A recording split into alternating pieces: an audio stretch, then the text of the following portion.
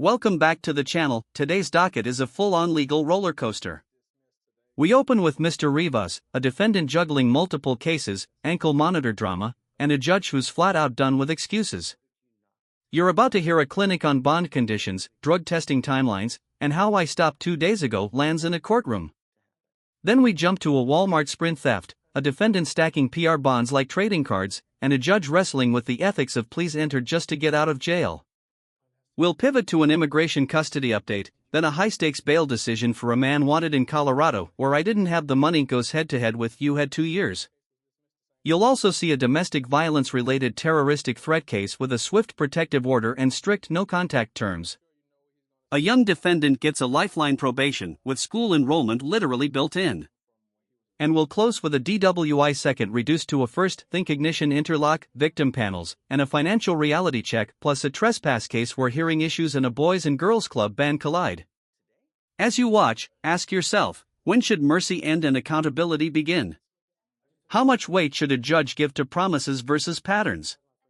And what would you do differently if you were on the bench today? Stay locked in, there are teachable moments in almost every exchange, and a few jaw-dropping ones, too. Mr. Rivas also has a felony. That case was dismissed today, so we just have our misdemeanors now. What am I supposed to do, Mr. Rivas? Over and over and over. I ordered you not to use any illegal substances, and yet it continues to happen. No, I mean, what? Felicia, when was the first test that we did on Mr. Rivas? My last test was the test I took. Did you represent him on the aggravated assault? No, I didn't, Judge. He was. Right here, the judge is sorting out timeline confusion, what case was dismissed, who represented whom, and when testing occurred. This matters because bond conditions don't pause just because another case got tossed. The key legal point, once you're on bond with a no-use condition, any positive test can trigger consequences, even if you claim the substance came from earlier use. Courts typically look at testing dates, cutoff levels, and credible timelines. Viewers, do you think the "it's from before" explanation should fly when months have passed? Or should the court assume ongoing use when the test is recent and the defendant's story shifts? Drop your take. Is this a timeline mess-up or a behavior pattern? Was just appointed an attorney this morning up there, and the case was dismissed the same day that he was appointed an attorney. Who was the attorney appointed? Mr. Andrew Williams. Andrew Williams. But I'm sure you know what he's going to say. He said he was trying to explain to you that the marijuana was in his system from when he was arrested on January 22nd. Yeah. Judge, the only test we have is from the 18th. What day? You mean today? No, the 18th, February 18th. Okay, that's... I just took the test last week. The judge zeroes in on the date, February 18th. That anchoring matters because THC detection windows can vary, but weeks after a no-use order is a hard sell. Also notice the judge's refrain, you've known not to use since September. Bond isn't a suggestion, it's a contract with the court. If you're on bond, you're on your best behavior or you're back in custody.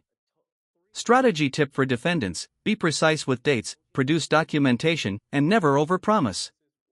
Question for you, if you were the judge, would you set a firm retest date or revoke now? Which better motivates compliance, certainty, or consequence? That was my first test. You've been on bond in this case since September. Since September, you've known not to use any illegal substances. It's now February. What possible excuse could there be? There is no excuse, Judge, given that. He has 3 open cases with us. I mean, I've continually told you not to use. Right. I think one of those cases was possession of marijuana. He said that's the day that he used, the day that he was arrested for possession of marijuana. September 28th. Yeah. Sorry. Goes with you. I don't know what to tell you, Mr. Rivas. You're not getting it. I'm telling you no using. Can you give me another test? My first test. This Friday I have a college for UTI, which I paid $200 for. I can show you proof. I have an email of UTI. I've been changed. I've been trying to change. I told the door upstairs too. I haven't smoked since I got out. I'm an ankle monitor. I haven't smoked since I got put in this ankle monitor, Judge. You can, When you get that ankle monitor, the day I got released from. The ankle monitor timeline is a pivotal reveal, cut on the 27th, drug test on the 18th. The defendant claims he stopped after release, but the math undermines him. Judges often measure credibility through consistency and corroboration. Here, 2 to 3 weeks ago morphs into since January 22nd, and then into since the ankle monitor. When stories drift, risk climbs. From a legal strategy standpoint, owning the mistake and presenting proof of current change, school enrollment, employment, negative follow-up tests, can earn grace. Audience, what's your read on credibility here? Did the judge just catch a contradiction, or is this genuine confusion? Jail.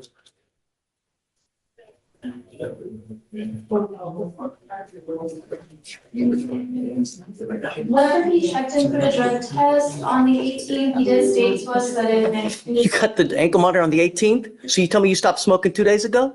No. Sorry, that's when he told us he had consumed marijuana in about 2 to 3 weeks from the 18th. And then the ankle. So 2 to 3 weeks ago, you're telling me he says he stopped? No, I stopped since I got out of jail. January 22nd, Judge. That's the day I stopped. That's what he I said. enrolled in college now, which I paid $200. That was the last arrest because these cases were If different. it's January 22nd, it's been 1, 2, 3, 4 weeks and 3 days, 4 days. Judge, but I know I can change, Judge. I've been trying to better myself since I got put in this ankle monitor. I've been in jail. I don't want to be. Yes, it's from January 27th or January 28th. January what day? Exactly. They entered it on the 28th, but I don't believe he got it until sorry, they entered it on the 27th. I don't believe he got it. Until What was the absolute last day? The day I got arrested for the aggravated for this charge, this case that I got dismissed, I was parked in the car. That's when they had me. That's the last time I That's smoked. December 19th, I see as the date of arrest. Or are you telling me the time you stopped was the time they put the ankle monitor on you? So Tell me, Mr. Clay. the December 19th is when that felony was filed. He wasn't arrested on that felony until January 22nd. And he's Okay. saying that's the last time he smoked. When he got out on bond for that case was January 27th. He was given an ankle monitor as part of the Yes, he was felony given an release. ankle monitor in the jail on the 27th. And I haven't smoked ever since. I'm trying to change. All right, then I'm going to give you the benefit of the doubt. Then I'm going to calculate it from the 27th and on. This is a big judicial choice. The judge gives the benefit of the doubt by calculating from January 27th and scheduling a retest at 45 days. Translation: I'll remeasure you by your new standard. It's accountability with a timer. He also issues a crystal clear warning: if the next test is positive, sanctions are coming. This mix of structured mercy and explicit consequence is classic problem-solving court style. For viewers, is this the right balance? Some argue swift revocation deters violations, others say structured second chances reduce reoffending. Which approach keeps communities safer in the long run? To give you the benefit of the doubt. Judge, I will test you again 40 days from that day, 45 days. If I find that you test positive again for marijuana, it's not going to go well for you. Yes, sir. If you're lying to me, it's not going to go well. Am I lying? Do you understand? Yes, sir. Do not use. Do not hang around with people who are using, because I don't give a rat's behind. Notice the judge's lifestyle directive: don't just avoid using, avoid environments where others are using. That anticipates the secondhand smoke or "I was just around it" defense. It's also risk management. Courts often attach associational rules to reduce exposure and temptation. The defendant presents positives: job, school, ankle monitor compliance, which courts love, but the judge's message is unmistakable: proximity is probability. Viewers, if you were advising someone on bond, what's the single biggest change you'd tell them to make? Friends, places, or routines? Which has the highest leverage? If you tell me you're in a car and everybody else is hotboxing it. I don't care. Do you understand? Yes, sir. If you're really working this hard to better your life, which is really commendable, I right? mean, I just got a job. Now I just enrolled into UTI, which I have proof my Gmail, which is this Friday. I have a touring class, and then I have in tour in the. Then don't muck it up by hanging with the wrong people. I bet all the cases that you have now. You speak Spanish? Yes, sir. Dime con quién andas, yo te digo quién eres. Do you understand? Yes, sir. All right, Felicia, we know what it is. Okay? All right, Mr. Thank you, Leggett. Judge. All right, man. Make me proud. I'm not asking for much. I'm trying Don't to change use, Tell me, but don't put yourself into a position when you're hanging around with bad folk. Yes, sir. All right? Thank you. You were on bond for theft. Shift to the Walmart Sprint case. The prosecutor lays out a clean probable cause narrative: observed running with merchandise, commands to stop, vehicle flight, later detention, video corroboration, and an ID match. That's classic retail theft articulation.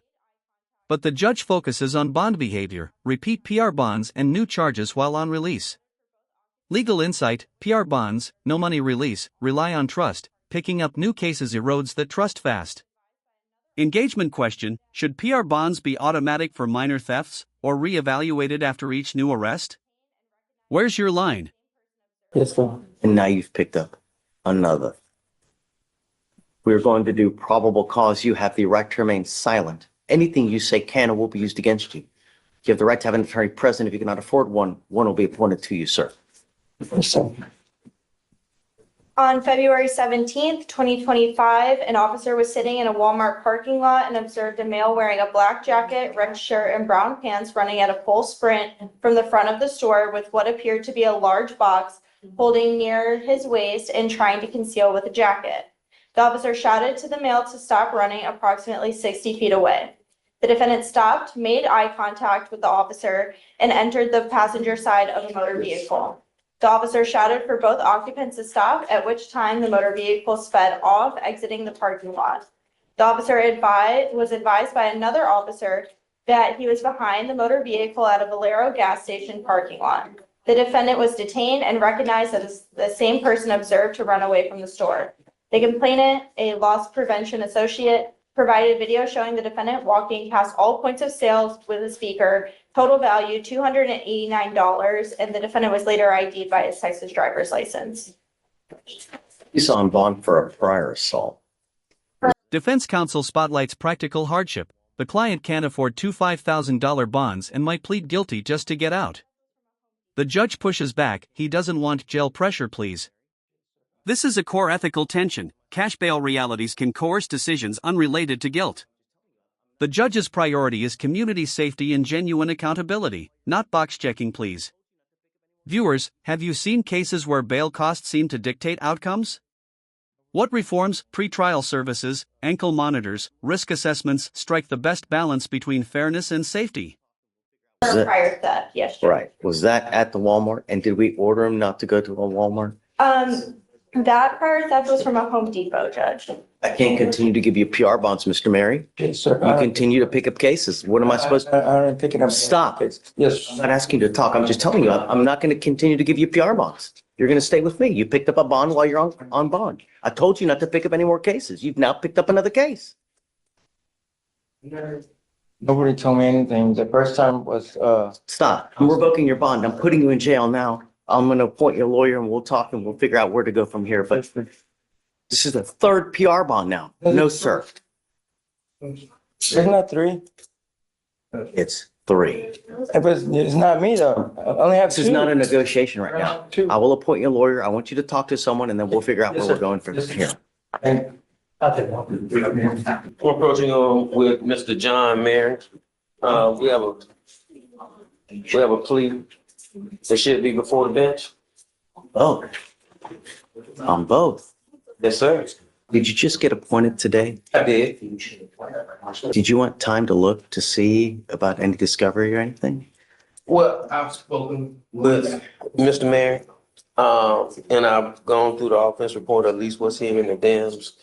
One of the theft cases is for $103. The other one is like $289. And he is under the impression that that taking a plea on this case would be more beneficial for him because he can't afford to pay two $5,000 bonds. Mr. Mary, all I want are my streets to be safe. That's all I want. We gave you a PR bond on your first case. You took off. You didn't come back. We gave you another PR bond. And this time, on the new PR bond, you picked up another case. That's true. The point I'm trying to make is Okay. I don't want people to plead guilty just to get out. That's not what I Yes, want. sir. What I want is no more issues. The judge considers a third chance but frames a condition: show me you won't pick up another case. He also advertises resources, food, clothing, jobs. This is significant. Courts aren't just punitive, they can be connectors. The legal takeaway: judges often pair release with support to change trajectories. Still, he warns, one more theft could trigger felony theft enhancement if statutory thresholds or prior convictions align. For you, should resource offers be standard at first appearance, or reserved for repeat defendants? Does help work best early, or when consequences finally hit? That's what I want. So I don't want him to plead guilty just to get out, and I feel that that's happening here. So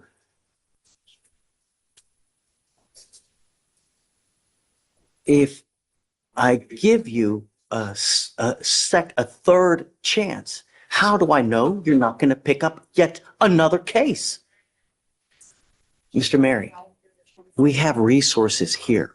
All you have to do is ask. If you want food, if you want clothes, if you want something to, eat, if you need a place to sleep, if you want a job, we have resources for you. All you have to do is ask. But this is a problem because this, Yeah, I know. with this right here, pick up another one, you're now looking at a felony charge.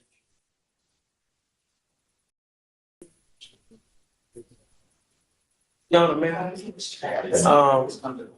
On that first case, it looks as if those were work tools that he was appropriating. On the second. Let's not talk. Look, I don't want you to plead guilty just to get out. That's not the way that,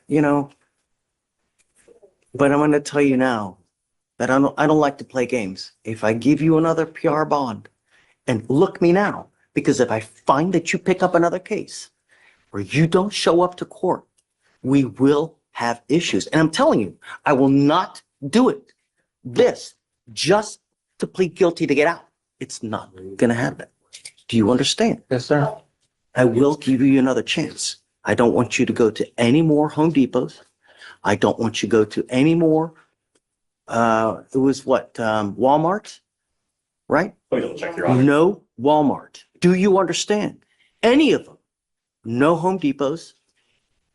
And I will have you speak to counsel now so that whatever you need, we can try to get for you. Yes, sir. Do you understand? But this is not a good way to just, it's setting you up to fail. And that's Yeah. not what we do. Do you understand, Mr. Mary?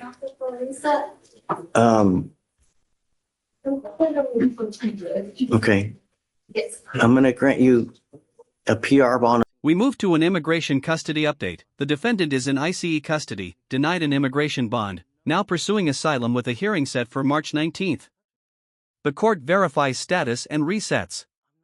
Procedurally, this matters because state criminal proceedings often pause or pace themselves around federal immigration custody. Key point: verification prevents bench warrants for absences beyond the defendant's control. Question: should state courts integrate real-time immigration detainer data to avoid needless warrants and confusion? What safeguards would you build? On both cases. But we need to find out where we're going to go next because I don't want any more issues. You must appear in court every single time, and I want you to stay in contact with counsel. He's going to give you his cell or a number to him. There's no excuse why you can't get in touch with him. Do you understand? Yes, sir. Really, I'm not asking much. Just don't pick up any new cases and stay in contact with counsel. That's all I'm asking you to do. You understand? Yes, sir. This is not the right way. All right. So if you don't mind speaking to him real quick to see what we can work out for any kind of resources he may need. Yes, sir. Thank you. Mr. Eric Tome, Custody or on bond? he's, on bond in ICE custody. He's in ICE custody? Yes, he's battling it out over there in ICE custody. Are you 100% sure? Yes, so here's the update. I've been giving you updates on this gentleman every 2 weeks. So last time he had an attorney, he was denied an immigration bond, but he was given, they started talking about asylum. So he's getting an asylum application that's pending or about to be submitted. He's going to have court on March 19th. Okay. So we should have word from immigration on March 19th. Okay, but you've been able to verify it's still in ICE custody? Yeah, Okay. look him up again. I mean, right I'm now. okay with the reset then. Yeah, okay, so after that date. Okay, perfect. Thank you. Yeah, he's in ICE custody. He's got a hearing date and everything. All right. Hey, this is Mr. Good morning, Mr. Jackson. Good morning, sir. Jackson, your lawyer's asking for me to set you a bond. Enter Mr. Jackson, wanted out of Colorado for failure to appear on a burglary case, with a $50,000 bond there, plus an evading with a motor vehicle here. The judge asks two razor-cut questions. If I set bond, will you go back? And will you be a danger to the city? That's bail law in a nutshell: appearance risk and public safety. Defense argues changed circumstances, a 2-year-old daughter, improved finances. Prosecutors counter with history and open cases. Viewers, when is a new leaf persuasive enough to override a 2-year FTA? What proof would you need? Tickets purchased, job letters, childcare plans? Bond. I don't know. The only thing I know is that you're wanted out of another jurisdiction. I don't even know for what. I don't know if I'm going to set you a bond, but two things are very clear that I need to know. Number one, if we set you a bond, are you going to go back? And number two, if we set you a bond, are you going to be a danger to our city? Because that's my primary concern. I want to keep my streets as safe as I can. Yes, sir. Do you understand? Yes, sir. I know that you're going to tell me it's lollipops and gumdrops and rainbows and this and that, but I have to get you in a very short, I have to get to know you in a very short amount of time. And the way I get to know you is how you look on paper, because that tells me really who you are. With that, let us know about Mr. Jackson. He's wanted out of Greenfield County, Colorado for failure to appear for burglary. The bond over there is $50,000. This was a case this was issued out of 2023, October. So has he been on bond? No. Did he know that it was out there? Is it a to be? The failure to appear. Oh, failure to appear. So he knows that this has been open for the last 2 years. Yes, Judge. State's opposed to a bond as well. Of course, as the court knows, he has an evading with a motor vehicle out of the 209. No. What? Yes. He has an open evading as well in a motor vehicle. Yes, he's got a case pending here in Harris County as well. Invading, that's right. What are the criminal history, if any? His other recent one was from 2022. He had a theft, which was a state jail. He was given, I believe, it deferred and it was revoked in 2023. Wait a second. So you're telling me that that case has been open, it's been in a warrant status since 2023, and he was able to get on a felony probation in 24 here while that case is open over there?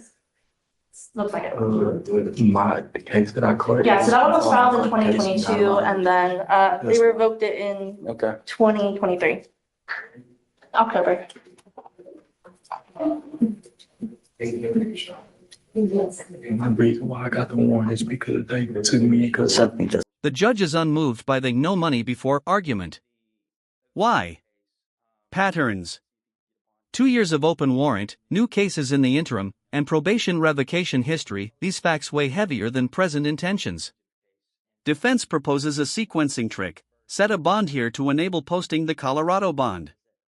The judge refuses. He sees a cycle of delay and doubts voluntary surrender. Legally, judges can deny bond if statutory grounds are met and the risk calculus goes red. Engagement: should courts ever condition local bond on proof of posting the out-of-state bond first? Smart safeguard or logistical chaos? Doesn't add up. but I made it to all my courts Nah, I never missed a court date before this. Okay, in Colorado is what you're talking about? Yes, sir. Okay, understood. Yeah. Judge, so there was some back and forth on when he got taken into custody for the last case. He's saying that he didn't miss a court date because he was in custody at that point. And so there's a lot of back and forth. The situation I'm talking to him about is, hey, judge is going to say you've had this case pending since this time. He has a plan in place to go to Colorado. What's different is that he now has a daughter that is 2 years old. So he's trying to do right by her. And so that puts more responsibility on him. He does have the evading case, but he would like to see if he could get a bond here because the trouble he's getting is people aren't allowing him to post the other bond because of this fugitive case. And so it's kind of which one comes first. And we're hoping you could give him. The thing is that case has been open. Are you telling me it's been in warrant status for 2 years, Amy? Yeah, the Colorado case is from 2023. I think so. He's known about this thing. It's been open for 2 years, yet he's never done anything to go back to try to rectify the situation. Now, because he's arrested, now he's all ready to go. Well, the difference is now he's got his daughter and, and so he's growing up fast. Jackson, I can't trust you to do the right thing. You've had 2 years. Yeah, no. At first, I ain't have no money to go out there. That's a good point I you mentioned before. Yeah. He is also mentioning to me his finances, whether his finances were back then. He was 19 at that age. His finances are a little better now. He's got the support of his wife, I believe, or his girlfriend. My girlfriend. I don't. And also, Harris County been putting me in and out of jail since I've been incarcerated in Harris County since then. So I really ain't have no chance to go out there. I only been inside the world for like a month and a half, almost 2 months. Okay. Judge, we're not asking for a PR bond. We're just asking for a bond enough. Jackson adds mitigation, intermittent incarceration, family medical hardship, limited free time outside custody. The judge returns to the principle, it's always the right time to do what is right. That's the court's lens: opportunity plus action. Even with hardships, the question is whether a defendant used available windows to fix old warrants. The judge concludes, words versus actions, and actions win. For the audience, if you were defense counsel, what documents would you present to tip scales? Jail logs proving custody on the missed date? To ensure for Travel him to go receipts? out there and turn himself in. A verified he still needs surrender to make the plan? bond. And so this would at least put something in place where he can make this bond and make the other bond.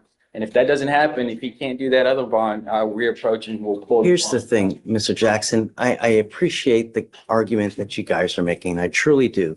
But the fact remains is that case has been open for 2 years. And to say that money has become an issue, I just don't, I don't believe it. And the thing is that you've had a long time to be able to do the right thing, to go take care of that. And yet, in between that time, you're still picking up criminal cases here, and it's still, nothing's happening. I feel if I were to give you a bond, I don't think that you would go back. I just don't want you to pick up another case. I don't want more harm to come. I'm sorry, man. I'm not going to do it. Would you reconsider if he does make the other bond first? No. But the point is that you've had 2 years to get and do the right thing. And no matter how much time that you've come. If it's about the bond, go ahead. If it's about the bond, don't talk about this case in specific, but go ahead. They had, Talk to the judge. okay, Judge, during them 2 years, I ain't gonna lie, I've been incarcerated 2 times. The first time, I would have never missed court, but they took me in a day before my court date. That's the whole reason of me having a warrant. And when they took me in, that's what slowed me down on a lot. I had my daughter, my mother got cancer right now. I ain't gonna lie, like, I don't know, like, It's always the right time to do what is right. You know who said that? Yes, sir. Right. You've had 2 years to get it done right. You've not been incarcerated fully for 2 years.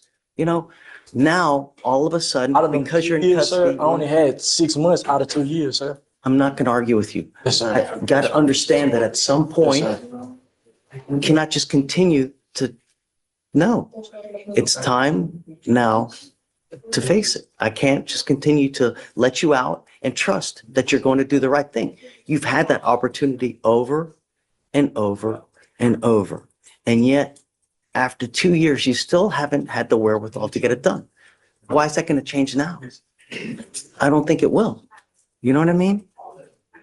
Actions speak louder than words. And I hope that you remember this in the future so that if you do. Next up, Mr. White, on bond for assault family member, now charged with a terroristic threat of a family/household member. Allegations include threats to stab and shoot, plus displaying a large hunting knife. The court finds probable cause based on the complainant's account. Because he picked up a new, violence-related case while on bond, the judge revokes the prior bond and issues a protective order. Legal clarity: protective orders can include no contact, no weapons, and distance requirements, e.g., 200 feet, and violations carry serious penalties. Question: should courts automatically add GPS and sobriety conditions in domestic violence adjacent cases, or tailor them case by case? You have something else elsewhere, take care of it, because that warrant will always be there forever and a day until you take care of it. You know what I mean? Okay. All right, thanks, Judge. Up to the bar, Mr. White. Okay. Is he on docket today or no? This case is on docket, yes, Judge. I see. And he's got another case, another open case, Whoa. Whoa. and that's an assault family member. This one is a terroristic threat, his current case. He's on bond for an assault and he just picked up a terroristic threat. Yes, Judge. You are facing up to a year in jail and or a $4,000 fine on your new terroristic threat of a family or a household member. We are going to do probable cause. You have the right to remain silent. Anything you say can or will be used against you. You have the right to have an attorney present. If you cannot afford one, one will be appointed to you, sir. Yes, Judge. On February 18th, 2025, in Harris County, Texas, the officer was dispatched to a family disturbance. The officer met with the complainant, who stated that the defendant had been threatening her. The complainant stated that she and the defendant had been arguing all day, and that the defendant stated he would stab her and throw her down the stairs. The defendant stated he would shoot her, and then the defendant showed the complainant a large hunting knife, and that's when the complainant advised that she feared for her life. Who is the complaining witness in this case? Same as in his open assault? No, Your Honor, they're a different complainant. Mr. White, I'm going to find that there's probable cause to go forward with your case on the new terroristic threat. I asked you one thing, sir. I asked you not to become a danger to my community and not to pick up a new case. You now have. I will now revoke your bond in the assault case. It goes with you. 5001, the assault, please. I am now issuing another protective order on this person. You know, is there a protective order that's open in the first? The judge layers conditions: no alcohol, no drugs, GPS ankle monitor, strict stay away from protected persons. This is classic risk mitigation: monitoring location to enforce distance, and sobriety to reduce volatility. Note the judge's tone: I will do everything in my power to protect my community. Pick up a third case and I'm going bonkers. That's deterrence by declaration. From a compliance angle, defendants need clear written orders and swift clarity on what triggers violations. Audience: what works better to prevent reoffense, GPS plus testing, or intensive in-person check-ins? What combo would you design? Assault? No? Because if so, we could be looking at a violation of protective. I'm issuing a protective order that identifies Farah as a protected individual.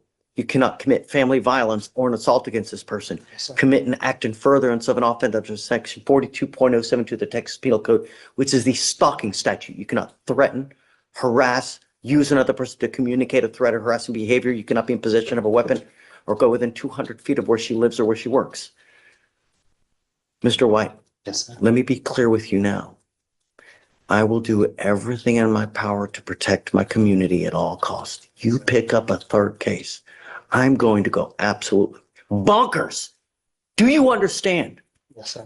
You are not to smoke, use any kind of illegal substances, consume alcohol. I'm going to test you, and I'm going to put a GPS monitor on your ankle prior to release, please, so I know where you are at all times, and I don't want you anywhere near any of these complaining witnesses at any time. Do you understand? Yes, sir. Okay. Because if you move to the sign mode.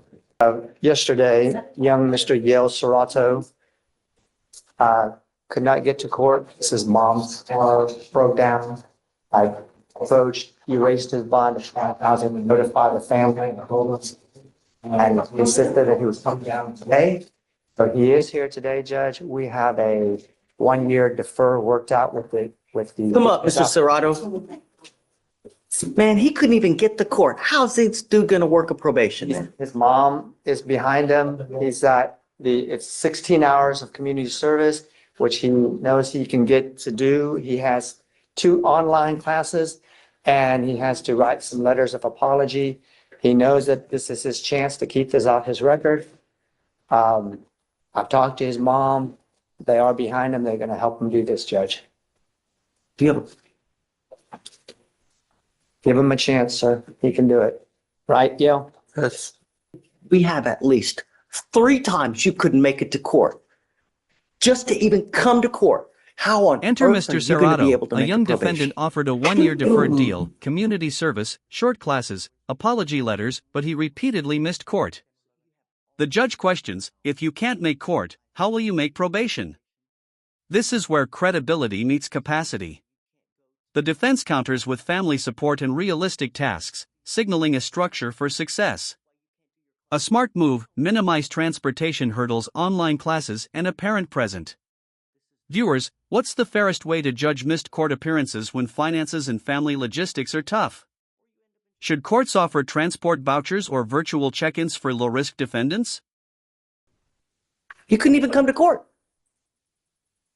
Well, for some of them, it wasn't entirely my fault. For one of them, I came to court, but mostly when I'm anxious, I get sick, and I had like a huge headache, and I ended up getting food diarrhea because of it, so I couldn't come. So I had food poisoning for maybe 3 weeks. I couldn't control that, so I'm sorry about that. For yesterday, my mom paid the insurance, and it's expensive, so we didn't have any money until today because my dad got paid today. So we couldn't even get family members either because they live far away. So if they came here, I would have probably came here around like 10 or So 11. you have all these issues now. You realize you get on this probation. There's no excuse why you can't go to probation. There's no excuse why you can't do your community service. There's no excuse why you can't do your classes. If you don't, you're looking at an entire year in jail. This is not a joke. So you either do it the right way or you end up in jail for up to a year. But, in life, you have to act a certain way we do things, right? You're expected to behave in a certain way. And when you don't, there are serious consequences. I had given you multiple chances to try to get here. I worked with John to try to get you here. And this last time was the 3rd time that either the car broke down that was the last 3 excuses where the car broke down. That's why, to me, that's unbelievable. And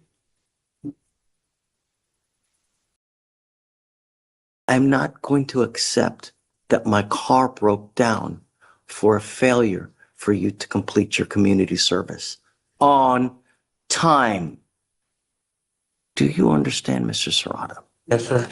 The judge reframes the stakes. An assault on your record can shut doors. Employers fear liability in stressful settings. He ties compliance to concrete outcomes: stay in school, maintain at least a C average, complete classes, avoid substances, and he'll waive community service while enrolled. That's behavior economics: reduce friction, reward prosocial commitments. He also warns about an affirmative family violence finding, which enhances future penalties and permanently affects gun rights. Engagement: is conditioning probation on school enrollment smart rehabilitation or overreach? If school isn't viable, what equally strong substitute would you offer? This is a very big deal right now because I want you to understand something. When you end up with an assault on your record, it closes very many doors. Because when you try to get a job and if someone sees that you have an assault on your record, what do you think they're going to do? What's that? Decline. Right. Because they know that if you get into a potentially stressful situation, something might happen. And they don't want that kind of liability. John has worked out an agreement where it's a probation, where if you do a couple things, you don't end up with a conviction on your record.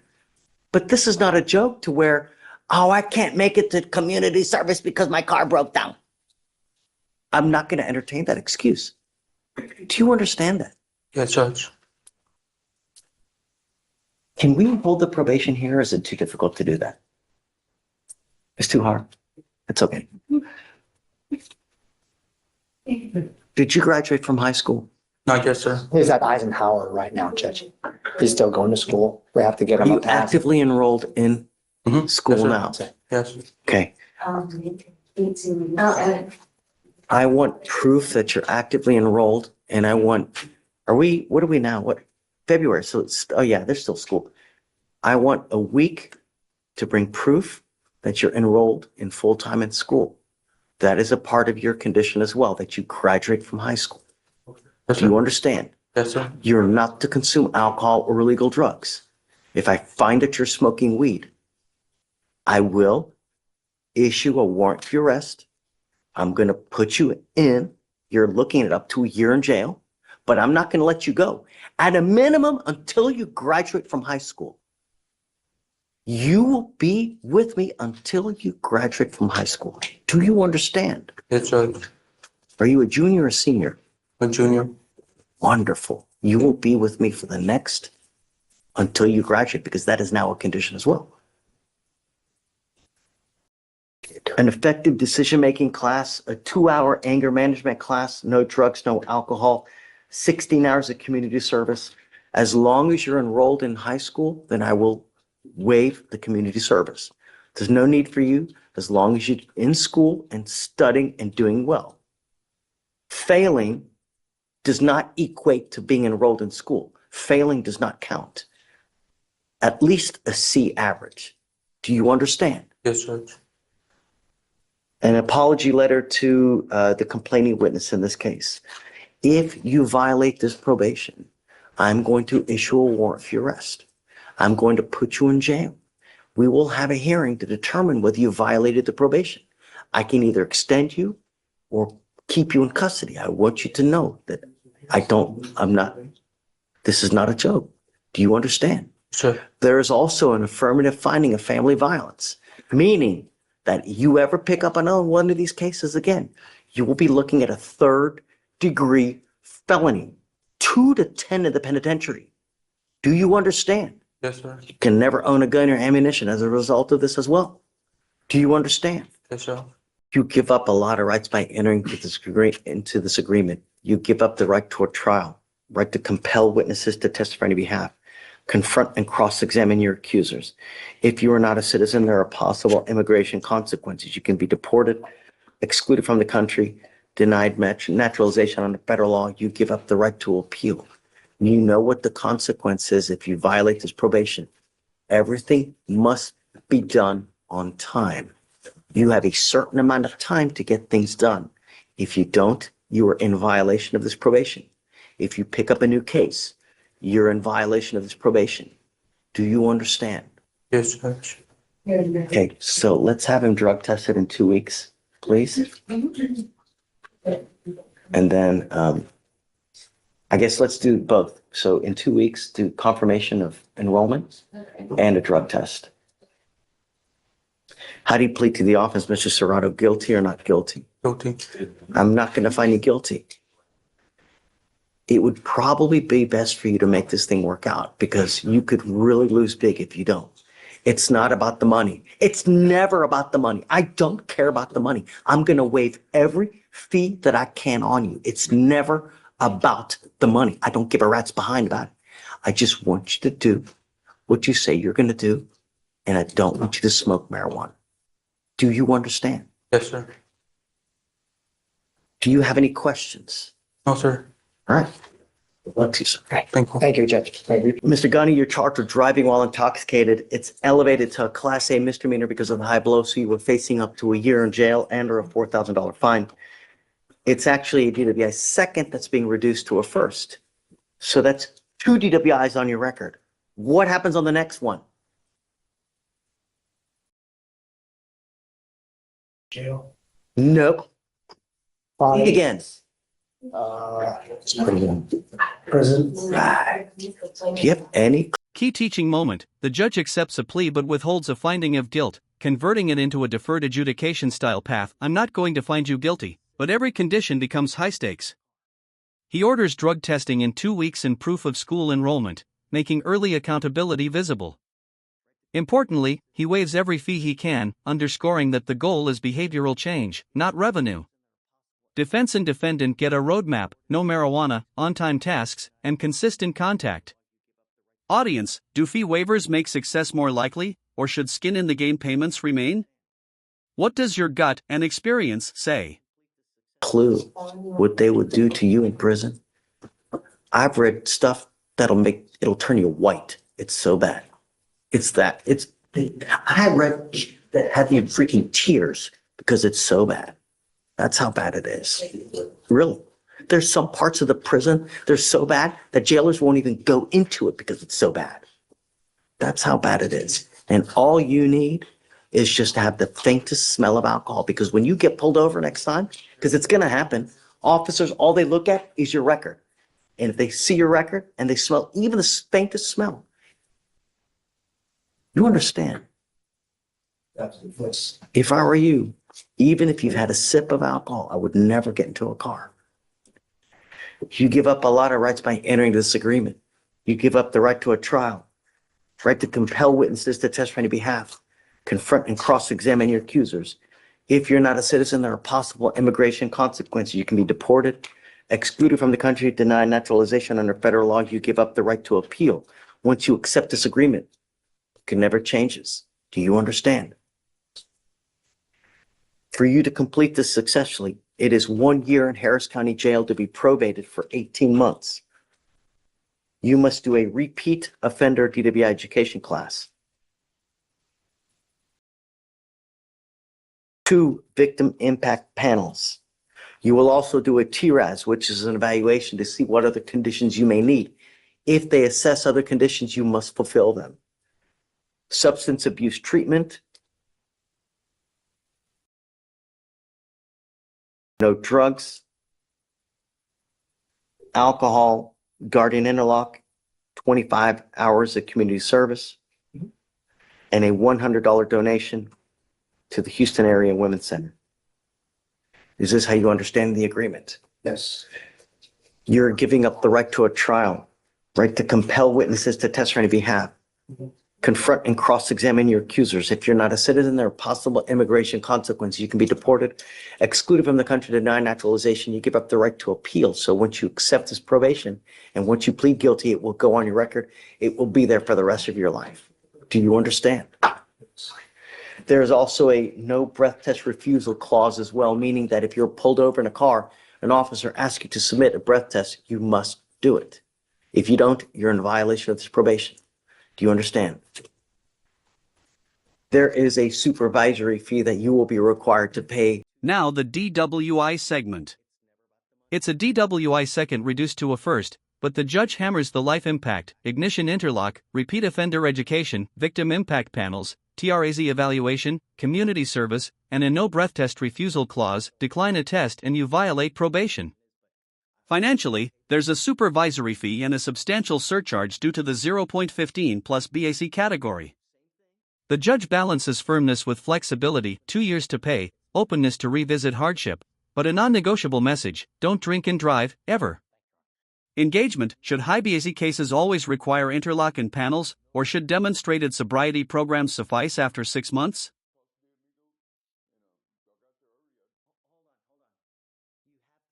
With regard to this, and if you don't pay it, you will sit 1 day in jail for every $100 you owe.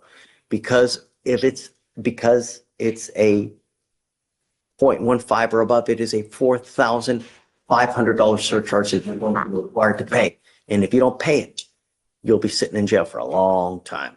Do you understand?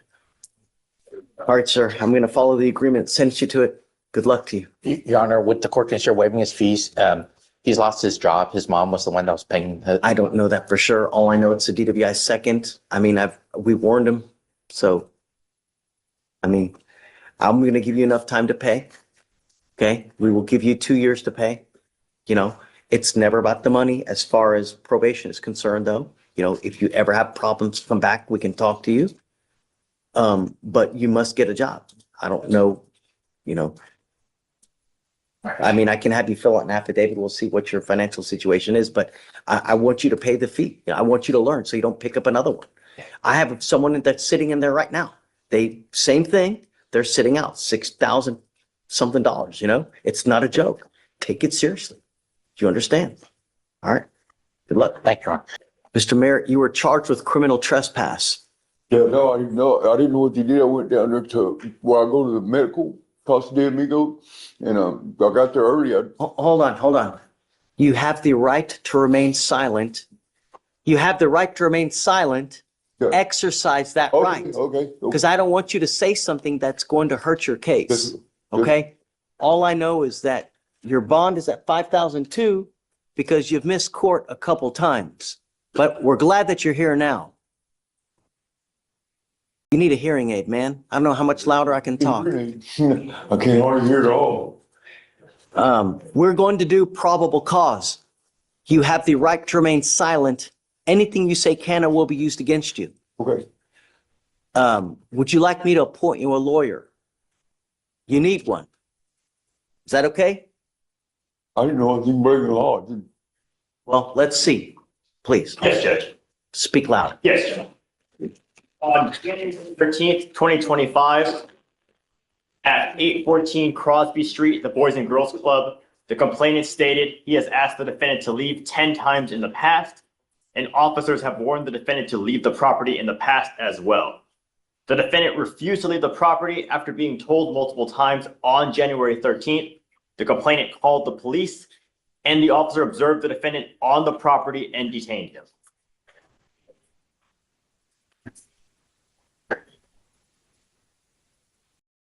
Was it that one day he was there?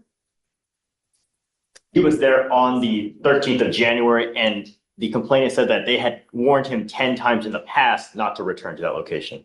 Okay. Mr. Merritt, I'm going to find that there's probable cause to go forward with your case. Do not go back to the what is it? I don't go back over there. As soon as they did that, they've never told me nothing. The only reason I go there is for medical help. Okay. You're going to have to find a new place. Somebody lying right there. Okay. Perhaps like LBJ Hospital or something of this nature. I will give you a lawyer today. I'll stay away from me, believe me. I don't need any kind of trouble. Please. I'm going to have to reset your case to give you time to work it out with your lawyer.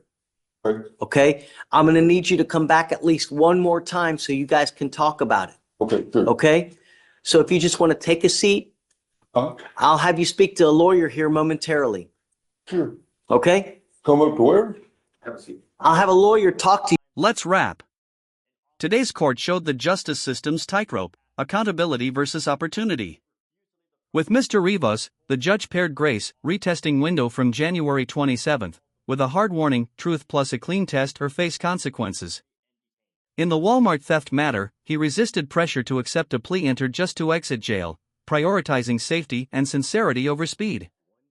Immigration custody was handled with verification and a measured reset. For Mr. Jackson, a 2-year failure to appear history outweighed last-minute promises, actions trump intentions. Mr. White's new violent threat case triggered bond revocation and a rigorous protective order.